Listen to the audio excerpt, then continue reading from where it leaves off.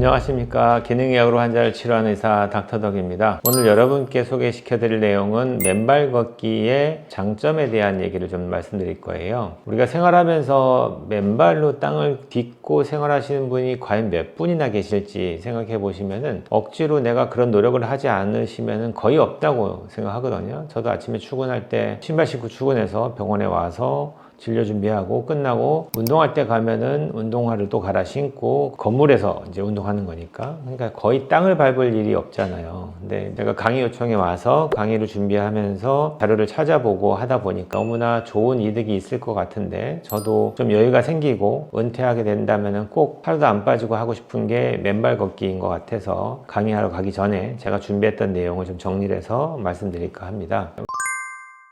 우리가 생활하면서 노화 과정을 거칠 때 대부분이 산화 스트레스를 얘기하고 활성산소를 얘기한단 말이에요. 그래서 제가 자료 하나를 보여드릴 건데, 우리가 생활하면서 햇볕을 보면은 햇볕에서 되게 좋은 것들이 우리 몸에 들어오긴 하지만 그것도 하나의 UV 라이트, 그러니까 자외선에 의한 세포의 손상을 일으키는 프리 라디칼이 만들어질 수 있거든요. 그것도 있고, 공장에서 나오는 여러 가지 오염 같은 경우도 우리가 호흡할 때 들어오거나 음식을 통해서 들어올 때도 마찬가지가 되고요. 주변에 또 담배 피시는 분도 있다면 간접 흡연을 할 수밖에 없는 상황일 때도 들어오겠죠. 담배는 술하고 좀 달라서 단 한 가치를 피우시더라도 엄청난 양의 발암물질들이 있기 때문에 그것들이 우리 몸에 들어와서는 다 우리 몸을 공격하는 활성산소의 역할을 할 거예요. 활성산소 하면 좀 피부에 잘 안 와닿으실 것 같아서 제가 또 다른 사진을 하나 보여드리면은, 사과를 깎아서 딱 놓으면은 처음에는 깨끗한 사과인데 10분, 20분만 지나도 갈변 되는 걸 볼 거예요. 갈변이라는 게 뭐냐면은 사과 표면에 있는 것들이 산소하고 만나서 산화 반응을 일으키면서 그게 이제 손상받는 과정이라고 보시면 돼요. 이걸 좀 줄여주기 위해서 여러분들이 만약에 비타민C 물이 있으면 비타민C 물을 한번 묻혀 보세요. 안 묻히고 그냥 둔 거하고 묻혔을 때의 갈변되는 속도가 다를 겁니다. 그 얘기는 비타민C가 항산화 작용을 하기 때문에 비타민C가 대신 전자를 전달해 줌으로 인해서 프리 라디칼이 공격하는 것들을 막아주니까 그로 인해서 항산화 역할을 하게 되는 것들이죠. 그렇게 이해하신 다면은 어느 정도는 다 이해가 된 거예요. 그러면 좀 더 이제 다른 방향으로 생각해 본다면은, 우리 몸에서 매일매일 자고 일어나면 만들어내는 활성산소가 있을 건데, 그 활성산소의 개념은 좀 쉽게 설명하면은 전자가 부족한 상태라고 이해하시면 되고요. 이 부족한 게 되게 이제 예민해지니까 얘가 자기도 안정화를 원하니까 주변에 있는 정상세포에서 전자를 떼다가 자기가 안정화하려고 하는 그 작용이 일어나게 됩니다. 근데 그렇기 때문에 주변에서 제대로 된 전자를 전달만 해줄 수 있다면은 프리 라디칼이 공격하는 것들을 좀 막아줄 수 있지 않겠습니까? 그런 의미에서 우리가 항산화제를 열심히 먹는 거고요. 맨발 걷기의 장점이라면은, 지구 표면을 연구해 보니까 지구 표면을 싸고 있는 곳에 있는 전자는 대부분 다 음전하를 띠고 있다는 걸 밝혀냈어요. 그래서 우리 몸에서 만들어내고 있는 활성산소는 전자가 부족한 거고, 지구 표면에는 음전하가 있으니까 그걸 발바닥을 통해서 접지를 하게 되면은 거기서 전자를 하나를 전달받아서 전자를 전달받음으로 인해서 프리 라디칼이 공격하는 것들이 완화되는 거죠.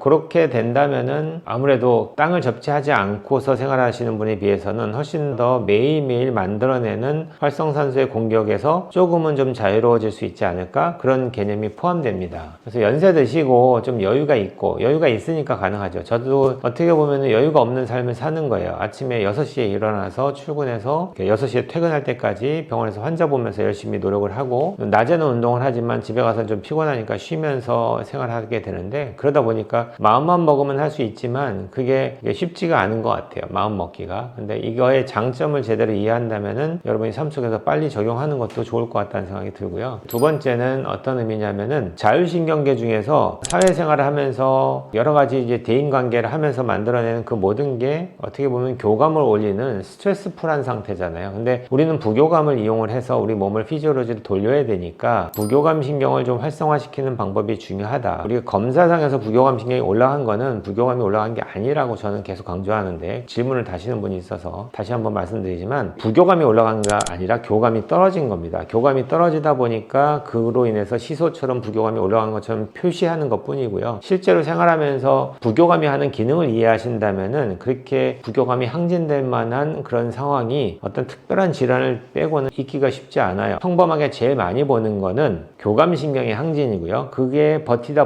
못해서 손을 드는 게 교감이 다운되는 거예요. 그러니까 훨씬 더 여러분들 이 상태로 오시는 분들이 오랫동안 고생하시다 오신 분들이 많고, 교감이 항진돼서 오신 분들은 지금 현재 자기의 받은 스트레스를 잘 저항하고 견디고 있는 거죠. 그럼 맨발 걷기는 뭐가 좋으냐? 이걸 통해서 부교감 신경을 향진시키는 것들은 이미 연구가 돼 있어요. 교감을 다운시키고 부교감을 올려주는 데 있어서 중요한 운동법이 되는 거죠. 제가 예전에 올렸던 영상이 부교감 신경을 올려주는 운동을 몇 가지를 소개시켜 드렸는데, 거기에서 빠진 게 맨발 걷기거든요. 그러니까 꼭 거기다 포함해서 같이 하시면 좋을 것 같습니다.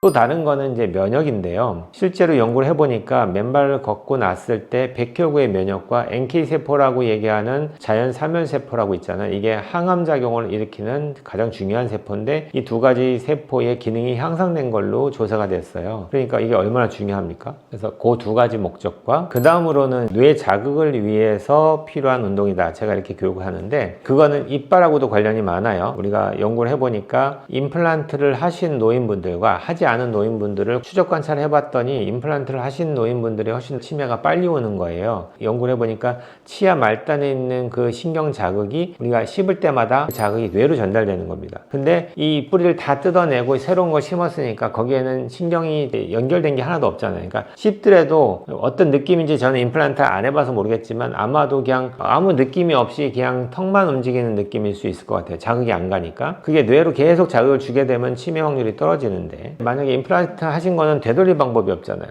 그 다음에 자극으로 중요한 거는 이제 발바닥 자극입니다. 발바닥 밑에는 어떤 데는 8,000개, 어떤 데는 9,000개, 어떤 데는 20만 개라고 얘기하는 신경 말단이 존재하게 되고요. 손을 자극하는 것보다 발바닥을 자극하는 게 더 예민하잖아요. 그래서 발바닥을 자극함으로 인해서 이 자극이 뇌로 전달되는 거예요. 그래서 여러분들이 맨발 걷기 할 때 중요한 거는 빨리 걷는 게 중요한 게 아닙니다. 접지의 의미와 자극의 의미라면은 천천히 걸어도 상관이 없어요. 발 뒤꿈치부터 시작해서 이렇게 걷기 시작하면서 발바닥에 느껴지는 걸 다 느껴보셔야 돼요. 그래서 예를 들어서 신발 신고 지나가다가 뭐가 요만한 티끌이 들어가서 베겨도 막 불편하니까 들어서 털잖아요. 그 정도로 발이 예민한데, 발바닥에 여러 가지 어떤 사물들을 느끼면서 걸어서 그 느낌을 머릿속에 전달해 주는 것들이라고 생각하시면서 천천히 심호흡하시면서 걷는 게 가장 좋은 방법이지, 파워워킹 하듯이 빨리빨리 걷는 거는 신발 신고 하세요. 그 운동의 목적과 맨발 걷기의 목적이 완전히 다르기 때문에 걷는다라는 이름이 비슷해서 그러지 전혀 다른 겁니다. 그래서 좁은 공간에서도 가능하고요. 마음만 먹으면 어디서든지 할 수 있으니까 하루에 5분부터 시작해서 점점 늘려서 30분까지 한번 늘려보시면 좋을 것 같고, 그 다음에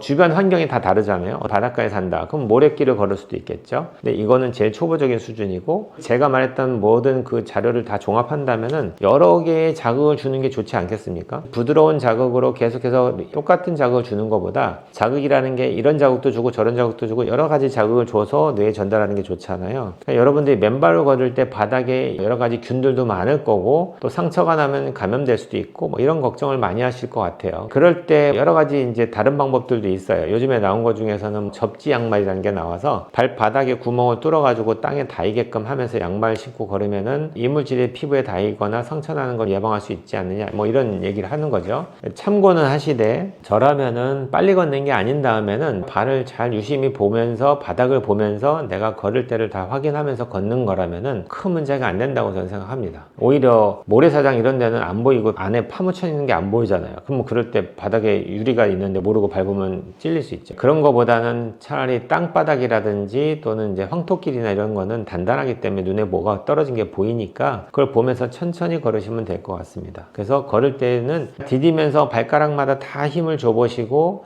발가락마다 느껴지는 그 모든 느낌들을 내가 느껴보려고 자꾸 노력을 하셔야 돼요. 아무 생각 없이 그냥 디디기만 하면 되는 거는 효과는 접지 효과 하나밖에 없겠죠. 뇌에 자극을 준다고 생각한다면은 그걸 여러 가지를 느껴가면서 걷는 것도 되게 좋은 방법일 것 같아요. 마지막으로 하나 더 코멘트하고 싶은 거는, 저는 의사이자 창조과학자다 보니까 창조됐을 때의 인류의 상태, 우리는 편리를 위해서 과학이 발달되면서 여러 가지 것들을 만들었잖아요. 그거는 우리한테 되게 편리한 걸로 다가올 수 있지만 건강에는 좋지 못한 영향을 줄 수 있다고 저는 생각을 합니다. 그래서 옛날에는 다 바닥을 딛고 다니게끔 만드셨죠. 근데 우리가 발이 힘들고 불편하니까 신발이라는 걸 만든 거예요. 그러다 보니까 접지에서 멀어지기 시작하면서 여러 가지 우리 몸에서 나타나는 문제들을 해결을 못하게 되는 거죠. 그렇게 이해하신다면은 발을 접지하려는 노력을 열심히 하시는 게 건강에 도움이 될 것 같습니다. 오늘 여기까지 공부하겠습니다. 온 국민이 건강해지는 그날까지 닥터덕은 여러분과 함께 합니다.